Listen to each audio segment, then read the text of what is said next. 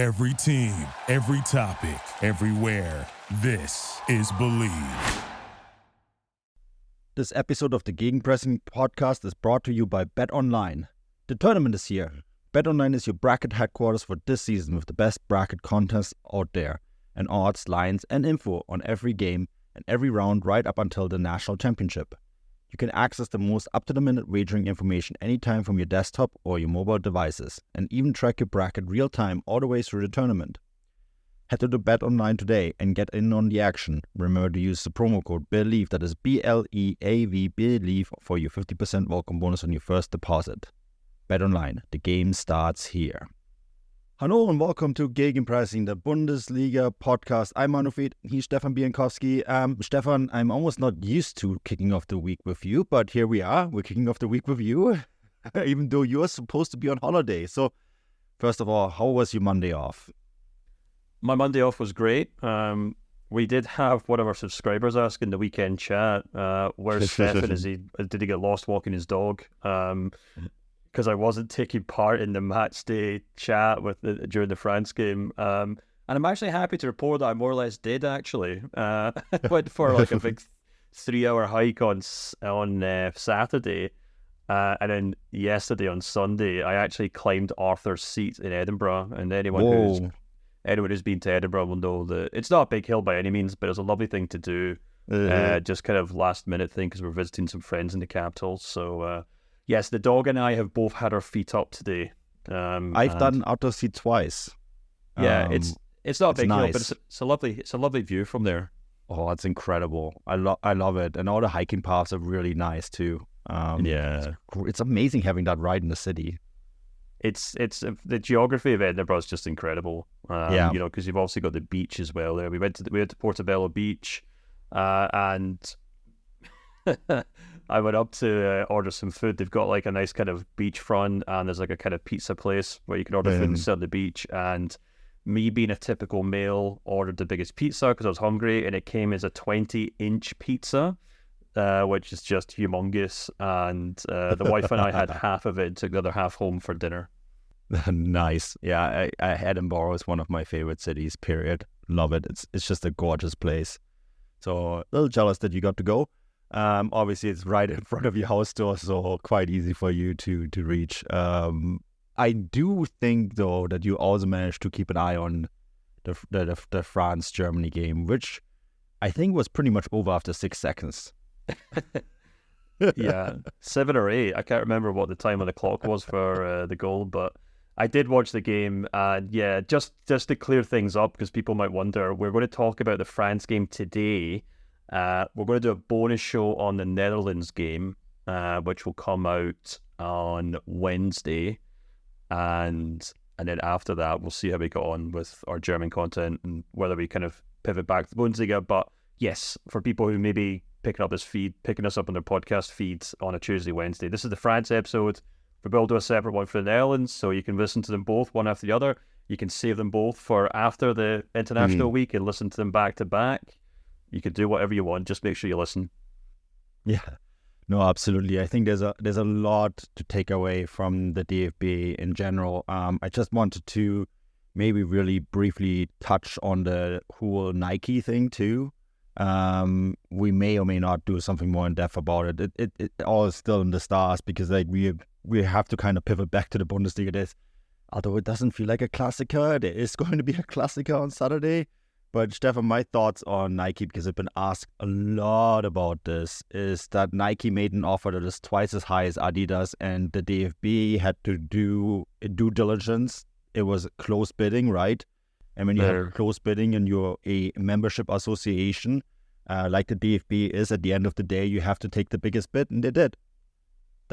There's nothing really else to see there. Obviously, because this is being Germany, and Adidas is Germany's favorite child right after the German national team. This is a big story. But I feel like at the end of the day, if you know the numbers that I've heard and the numbers that have been reported, the Adidas deal was about 50 million euros. Nike's offering 100 million plus. So this is a deal worth almost $1 billion. This is by euros, sorry, more than $1 billion.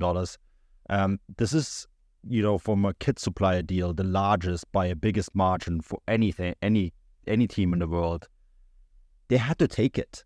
On the end of the day, if you're a membership association, that a non-profit membership association, I shall add, you don't really have a choice. And the outrage by many politicians, I thought, was quite amusing over the weekend.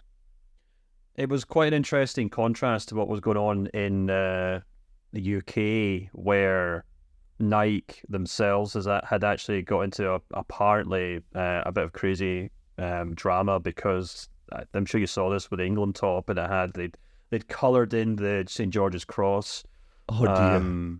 Which, do you know what's fascinating? Like, I'm not really on Twitter anymore, and I think I managed to completely avoid this entire fake outrage until maybe Friday night, I think it was. It was just leading up to the Brazil game.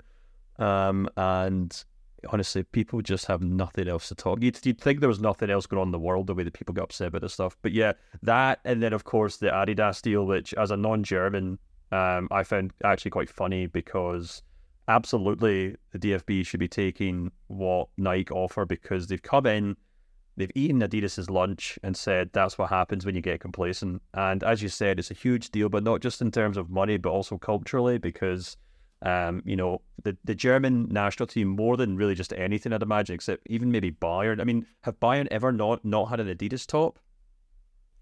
I think they may have had Irima, but Irima was 100% daughter of the Adidas. And the same is true for the German national team. They have one Irima, and they have actually for a brief period won Umbro. 1966, during that World Cup that England won, they wore Umbro, and that experiment was quickly ended. But it's a really fascinating discussion, which, as you said, we'll maybe try and do a separate show on, because it really shows Nike stepping into Adidas's back garden here, and it's not just about making kits; it's about really trying to break into Adidas's kind of home market, which is really interesting from a German football point of view. But yeah, it's very fascinating. The only thing I've maybe got to add is I was joking with you and Matt on our WhatsApp group that maybe this was actually a secret. Hans-Joachim Watzke was a secret agent for Puma, because obviously Puma have a stake in Dortmund. Watzke is the Dortmund CEO, but he's also the current DFB president. Is he the president technically? Yeah. Yeah, so I was joking that obviously Puma had him as like an undercover agent, and got him to cancel the Adidas deal in favor of Nike.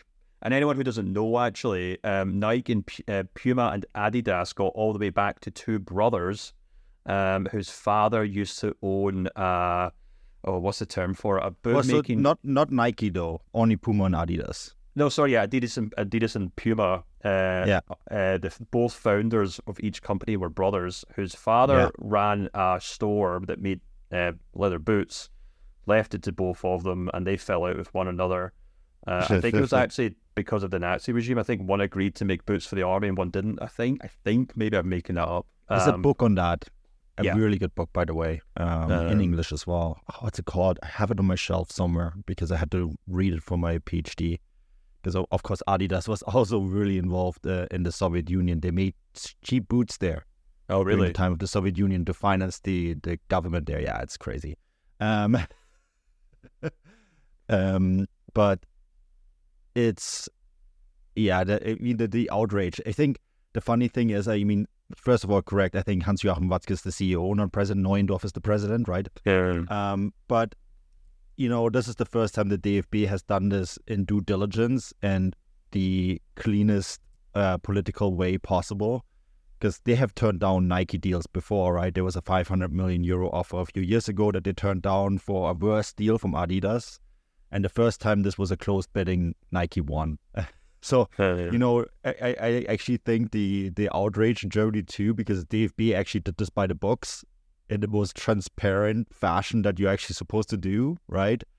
And the first time this was done in a transparent fashion, the company that they were really closely aligned with lost, which tells you everything you need to know about the way deals were done in the past. Wink, wink.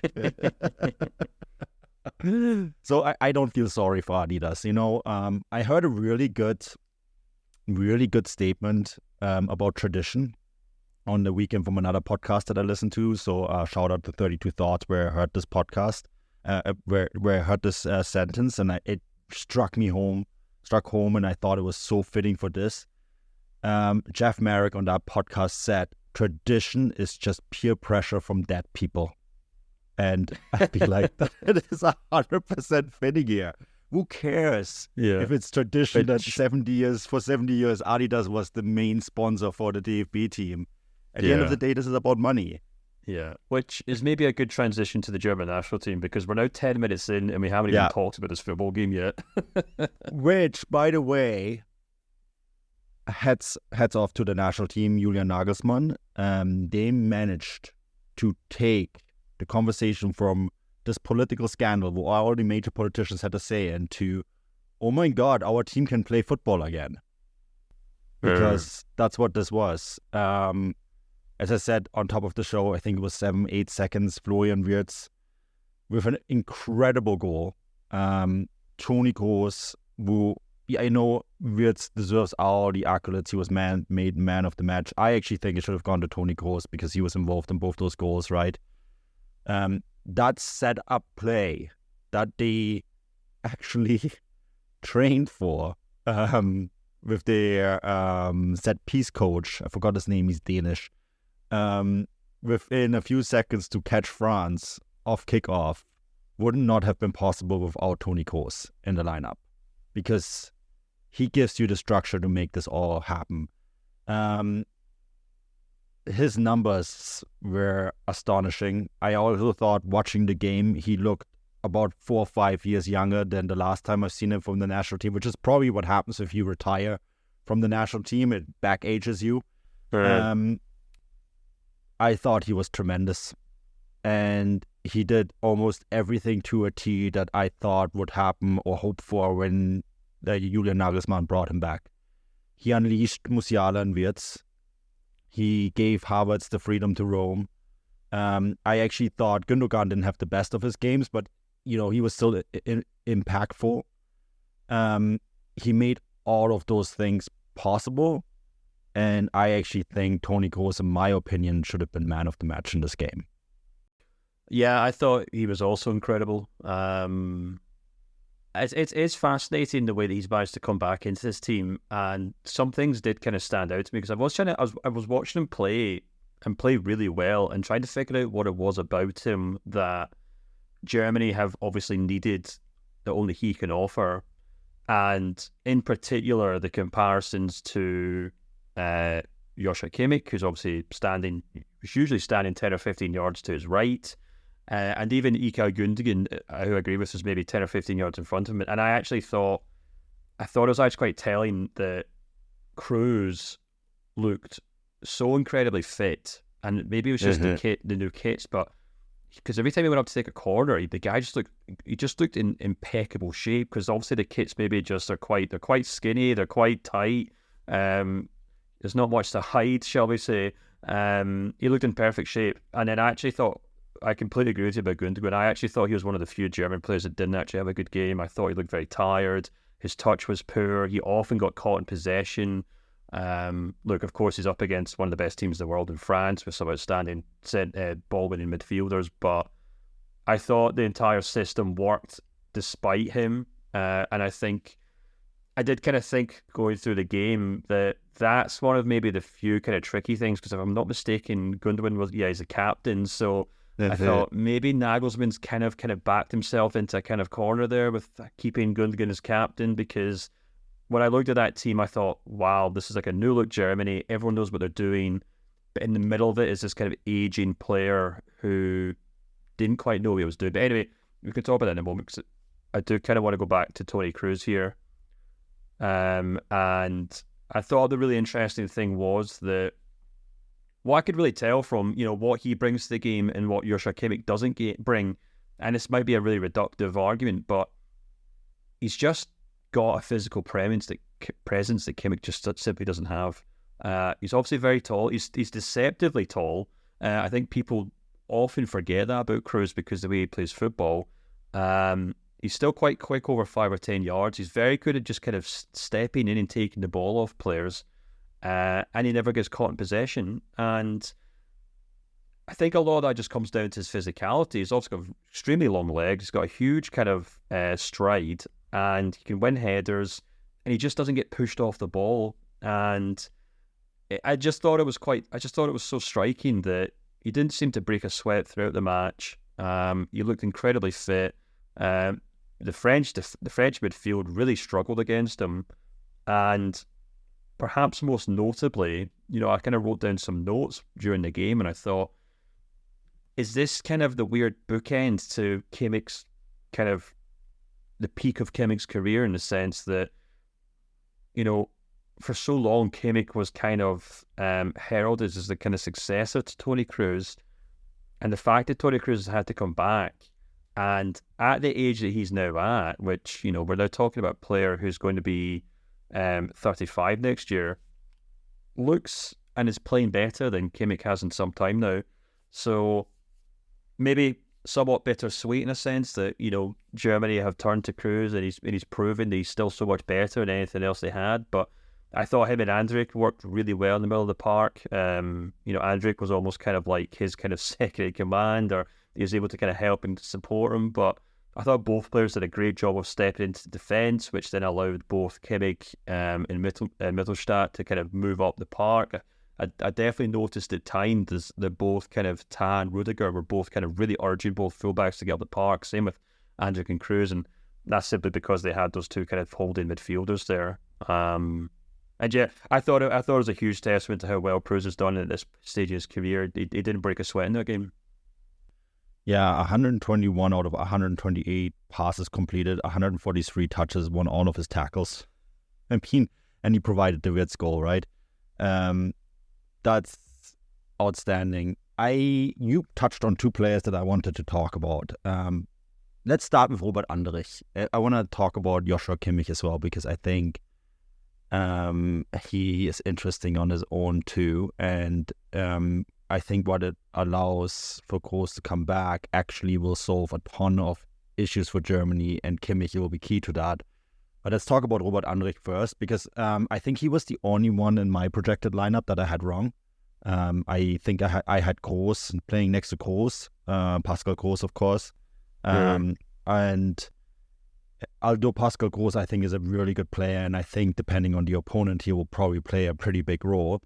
When I watched this match, Robert Andrich made a ton of sense. In fact, I don't think Germany had a player like Robert Andrich in the starting 11 since Jens Jeremies. Remember him? From 1816 Bayern Munich midfielder, really nasty.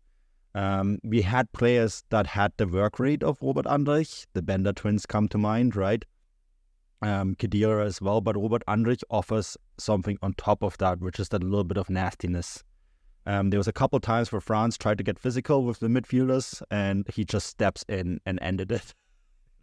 And I think that is something that kind of holds this all together, right? It kind of, frees Kroos and Gündogan and all the other attacking midfielders in the setup to do the things that they can do best, which is to be creative. Andrich is really, really important there. He does the same thing for Leverkusen, right? Like where he just does the work, but he's also so important in sort of doing the dirty work and breaking up opponents' attacking play, helping the center backs. I think Rüdiger and Ta, there was one moment where Rüdiger had to step in and prevent a goal by France when it was really late and they were up 2-0 and it hit the underside of the crossbar and goes out. That was, I think, the only really dangerous moment that France had. But he did make it so much easier for the two center backs. And I think you look at this now, that Kroos Andrich pairing makes a ton of sense. And Andrich is just, he's going to have a big market after the Euros if this is successful. This episode of the Gegenpressing podcast is brought to you by BetOnline. The tournament is here. BetOnline is your bracket headquarters for this season with the best bracket contests out there, and odds, lines, and info on every game and every round right up until the national championship. You can access the most up-to-the-minute wagering information anytime from your desktop or your mobile devices, and even track your bracket real-time all the way through the tournament. Head to the Bet Online today and get in on the action. Remember to use the promo code BELIEVE, that is BLEAV, BELIEVE, for your 50% welcome bonus on your first deposit. Bet Online, the game starts here. Yeah, I mean, I think he was really important to the kind of system that Nagelsmann wanted to play. And I think that was the kind of key thing as well. The system, more than anything else, worked. And he picked players that fitted into that system. Whereas in the past, obviously, particularly under Hansi Flick, it was a case of picking, his 11 best players or his 11 favourite players, or 11 most popular players, and then trying to work backwards from there. And Andrik's a perfect example of that. When Germany were passing out from the back, Andrik or Kroos would slot in between the two centre defenders. If it was Kroos, it meant Andrik was there to kind of cover for the space that was left, because Gundogan was obviously playing really quite high up at times, almost more or less a number 10, really.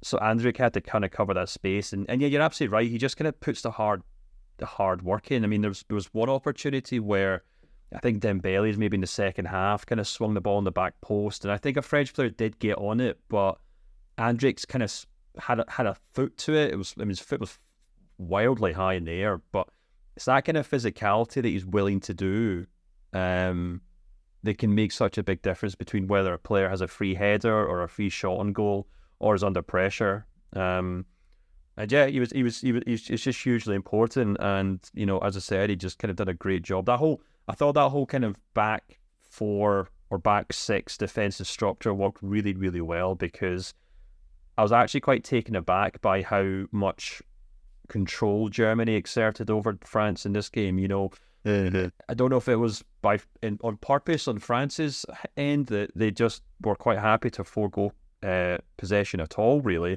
because I was just kind of looking at the stats there. I mean, I know possession stats aren't really that important, but Germany finished it with 56% possession. Let me see if I can quickly check the pass maps. Yeah, they made almost 200 more passes than France, for example. 509 to 707. Yeah, and it was all based on that kind of back six being able to control the game, and I just thought it worked really well.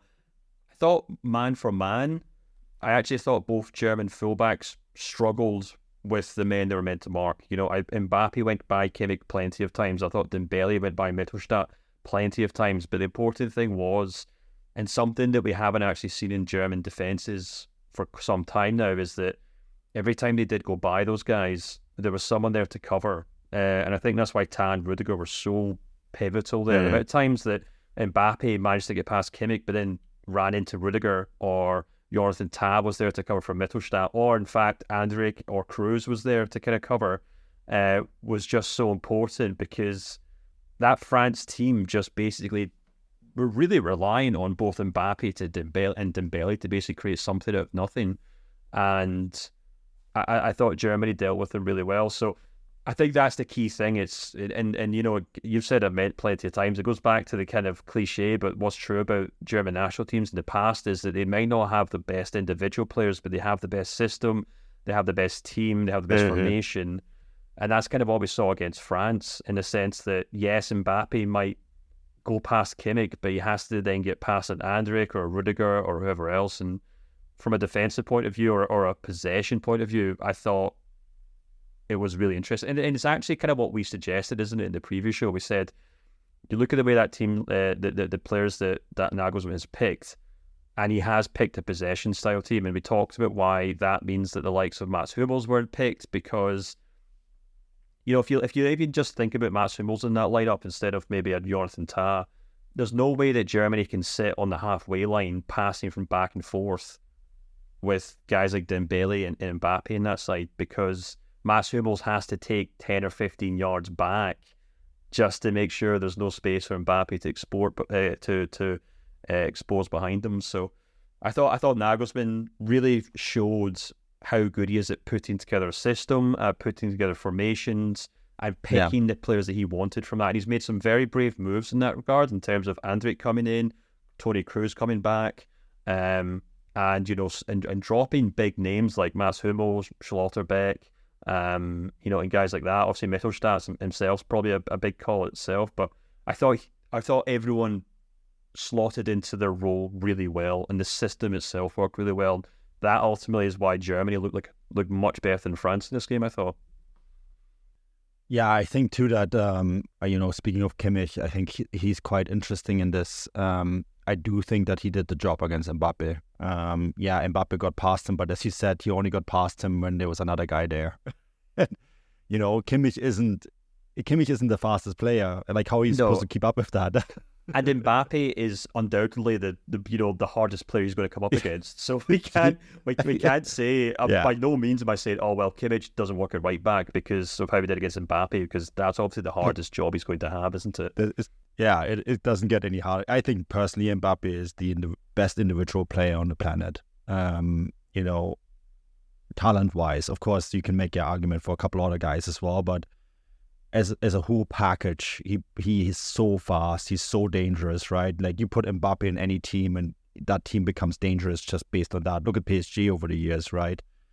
I think that Kimmich, given the task, actually did quite well. And to be quite honest with you, I think it almost liberated Kimmich as well, because now no one talks about him anymore, right? No one talks about him having to lead this team to glory and all that. That's on Kroos now. This team was handed to Toni Kroos. And Toni Kroos said, yeah, okay, I can do that. Thank you. Like, in fact, I would actually argue the reason why Toni Kroos stepped back in the first place is because there wasn't that clear definition that this is his team, right? A lot of the politics around Toni Kroos were that, oh, he just passes the ball sideways, he doesn't take leadership, blah, blah, blah, blah, blah. He comes back, all the centers, he's the messiah to return Germany to the status of a world power. And he says, yeah, okay, I can do that. Like, now that we have a real clear definition of what's going on here, I'm happy to do that. And I think players like Joshua Kimmich, who I don't think were ever quite ready to step into that role, might benefit from that. Because now all of a sudden Kimmich is just a player in the system. And, in the two tournaments where he was supposed to become a bit of a leader, he almost seemed to be overwhelmed with it. And there's the famous post game after the Costa Rica where he said, he's worried that he's gonna fall into a hole because his generation is forever gonna be tainted with failure, right? Because it's the worst stretch of German football national team history. I think for him to just be quote unquote a right back and do a job and play a position where he has shown in the past that he can be world class in, might liberate him to a level that will actually benefit this team as well. And he doesn't interpret the right back role like most right backs. He's actually really similar to Philipp Lahm, who's almost a playmaker from that position, right? Right. I think that does him and the German national team the world of good, because it also re-established a hierarchy in a way that the players who are under pressure because they feel tainted by failure are no longer going to have to worry about that. Does that make sense? Right? Yeah. No, I think it's a very important point, and you're absolutely right. It allows Kimmich to kind of slot in and do what he wants to do rather than have to worry about being the main man. And it also explains Toni Kroos perfectly, because he plays like a guy with nothing left to prove. He plays like a guy who's just going through the motions in a good way, cracking out the greatest hits. And like I said, he just not breaking a sweat throughout. And you're right, and that confidence just oozed through that team, and it's exactly what was necessary. You then look at, imagine this team with Kimmich and Goretzka in there, where you've got one who's maybe burdened by, as you said, expectation, and then Goretzka who's, seemingly constantly carrying one injury or another, looking like some sort of old battled, war horse that has to be taken out to pasture or something, and it's completely different. It's completely different, and like I said, I think this is what Nagelsmann does so well. He's just very acutely aware of these little things on the pitch, and he actually talked about his press conference today when he was asked about it. He said the key was the fact that these guys around the pitch all have their little partnerships that allows them to work off one another so well. The example he gave was Kimmich and Musiala obviously know how to play alongside one another very well, but Jonathan Tah and Antonio Rudiger obviously know how to play alongside each other very well. And he's like, Florian Wirtz and Mittelstadt will build it up in time. You could tell that obviously Andrik and Toni Kroos knew exactly where each the other one was, and maybe if we do just kind of move on to the attack now, which I wanted to mention as well, because I thought, as much as I thought Gundogan was kind of quite quiet throughout the game, and I do appreciate that sometimes he can be one of those players that isn't very obvious. He's doing the kind of hard yards. He's kind of maybe getting stuck in when no one's looking and disrupting space in the opposing half. I thought Musiala, Havertz, and Florian Wirtz just played off each other so wonderfully well. You know, they played like the three of them have been playing football together since we're, 10 years old. And I was just so impressed with not just the way they could find each other on the pitch, but the fact that the three of them were just so quick and so ready to just kind of break. And it's the kind of Havertz that we've been waiting to see for some time now. And I don't think it's a coincidence that he now has two players playing off him who are just constantly looking for him and just waiting to pass the ball to him. And I mean, obviously the Florian Wirtz goal at the start was just incredible, but that in itself is just something in isolation. I know it was a move, I know it was a set piece move, and Toni Kroos found him, but that kind of goal from that range is just pure technique. The one that actually impressed me the most was the second one, where we had Florian Wirtz cut inside. Doesn't even have to look up to know where Musiala's making that run. It's obviously something they've probably done together for youth teams, or it's just instinctive and they know how to pull each other out. And that's something we saw over and over again. As much as France did try to break Germany down at times, and as much as they tried to get past the two fullbacks, that front three got past that French backline time and time and time again. And I thought that second goal was just a perfect illustration of what those three players can do when they combine together. And it says to me that that's the front line going forward. There's nothing else. There's nothing else that you really can or should change about that. And actually, my newsletter this week is on Dortmund, and I do make a notable comment about how there was only one Dortmund player in that squad. And after the France game, obviously talking about Niklas Füllkrug, after the way that Kai Havertz played in that France game, it's unlikely that Füllkrug will play anything more than roll off the bench at the Euros this summer, because the way that Havertz was just so incredible. The only thing that I'm a bit worried about is what happens to Gundogan going forward, and how you maybe squeeze a Leroy Sane in there, because is Nagelsmann kind of tempted to swap out Gundogan for Sane, because he obviously plays as a number 10 for Bayern so tremendously well this season, or does he feel an obligation to stick with his captain in that regard? Well, I've actually kind of been wondering that myself, like, what do you do with Leroy Sane now that this is actually working so well? Because I do actually think that Gundogan gives this attack structure, right? Because Wirtz and Musiala are sort of the roaming half nines. It's sort of what I described them. I guess the same is true for Havertz, although I do think Kai Havertz played like a number 9 there, quite well, actually. That's really good news. But what do you do with Leroy Sane is a really interesting question, because Sané is going to play a role on this team. He's by no means out of this team. In fact, he traveled to Frankfurt today to be with the national team, right? Because Julian Nagelsmann said he wants the core group of players to be together even if they can't play. So Sané was there to hang out with the squad, which is a clear indication to me that Sané is part of the plans. And that, of course, then begs the question, as you said, like, where? Like, where do you put him? Because this did work quite well. Do you stick him between Musiala and Wirtz, if there is such a thing? Because like the two, I feel, didn't really play a set position. And I also felt that just looking at them playing together, it looked like so much fun. It was like two boys just having fun playing football. Which is, of course, what has been missing from this German national team for a very long time as well. But I sense that the Nagelsmann basically went to them, hey, you two, just go do what you want to do, play good football, have some fun. Don't worry about the rest, because there's Toni, there's Ilkay, there's Robert. They will take care of everything else. You guys just be you, and the rest is just up to the other guys in the team. Now, what do you do with Leroy Sané there? Like, I really struggle with that a little bit, because I don't think you would sacrifice a little bit of that attacking structure that provides the freedom to Musiala and Wirtz. Because like even Havertz, the way he's playing for Arsenal and Mikel Arteta's system, that's a bit more structured, isn't it? Right? Yeah, he's a number 9, sometimes drifting into a number 10 role, but he has a clearly defined role. if you put in Sané there, then you have 3 guys that will drift around. Is that too much? That is, I think, an important question. I mean, look, for a long time, this Germany team has struggled to create chances and score goals. There were moments where they could have scored 2 more. Undaf and Vögel come off the bench, and which I thought was crazy because Müller came off too. Nagelsmann threw on more attacking players, even though he was up 2 goals, which I thought was balls. Wow, good for you. But also, I think kept up the pressure on France, right, and actually helped them see out the game. But that is the clear question here: is like, how do you compensate for that structurally, or does it not matter?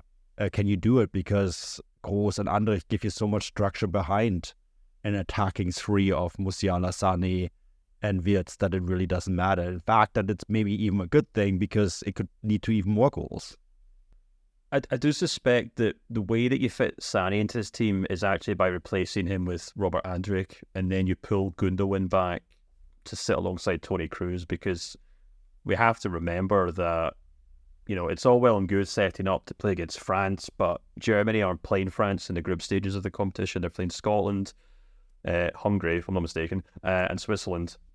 And those are the problem teams. Those are the problem teams. Yeah, exactly. It's 3 teams who will sit deep and expect Germany to attack them. And with the best will in the world, Robert Andrich isn't the guy to kind of break that down. He does occasionally score tremendous long-range goals for Leverkusen, so there's that. But I think if you're trying to squeeze Sané into this team, you take Andrich out, you pull Gundogan back to play alongside Kroos, and then you slot Sané into that number 10 role, and then that leaves you with like a front 4 to kind of take it from there. And then, of course, if or when you get to the latter stages of the competition, that's when someone like Robert Andrich then comes back into the fold, maybe.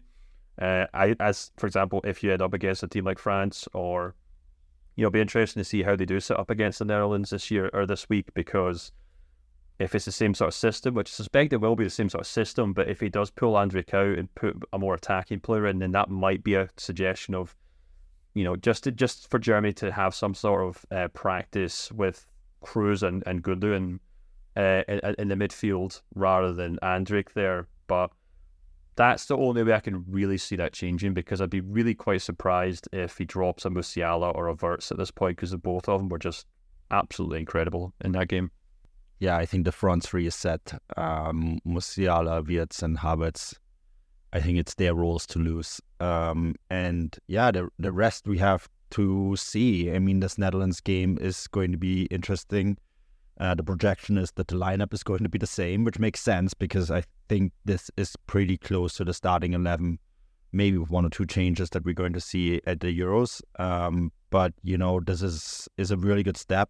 My only caution is they have beaten France before and then lost to Turkey and Austria. The problem opponents have never been the big sides for this Germany team. They actually tend to do quite well against them. It's the little teams that we have to worry about. And Netherlands, of course, is a big side, so we'll see what they do there. I think most importantly, my takeaway from this game is Nagelsmann went all in and it paid off. And, I actually said in the Substack chat to one of our subscribers, I'm not even sure the second result matters as much as this first one. Because if they don't win this game, they will say, well, it's all up to experiments. They need to find the system, yada, yada, yada. It's all going to be okay long term, right? This first game was hugely important. It sets the tone. And I think they hit the note. They hit the note just right. So, it's hugely encouraging. And I think if let's say they get a really convincing win against the Netherlands, I think that changes everything for the Euro, Stefan. I think it does. I think the starting 11 can go toe-to-toe with anyone. Yeah, absolutely. I mean, I think, as we kind of said on the preview show, these are kind of the last real kind of opportunities for Nagelsmann to experiment, kind of nail down his tactics, because they then have 2 games, but they're very, very quickly, they're just like a mere few weeks before the tournament starts, and obviously he's not going to be making any real changes or tests there. So this is Nagelsmann's last opportunity to kind of nail down how he wants the team to play going forward, and I think that's exactly what we got here. I don't expect to see a huge amount of changes against the Netherlands, and I think Nagelsmann himself will be more focused on making sure the team plays well, performances are well. The players that need to link up do link up. Those kind of little pairings that we talked about earlier on. I think that's what's crucial, and then they kind of take it from there going forward. But I think you're absolutely right. I think it's a sign of hope. It's a formation. It's a tactic. It's a route forward for Germany, and they now have a blueprint to work from going forward and how to perform well. And it's really as simple as that, to be honest. And as you said, you don't want to put too much weight in one performance, but it just felt like the first time in a long time that Germany actually knew what they were doing on a football pitch. And for the first time in a while, it felt like 11 players who wanted to be there, who were all enjoying playing with each other, and who were all playing for one another as in a coherent system. And yeah, that's hugely encouraging. So yeah, very, very good news for Germany. Thank you for listening to Believe. You can show support to your host by subscribing to the show and giving us a 5-star rating on your preferred platform. Check us out at Believe.com and search for BLEAV on YouTube.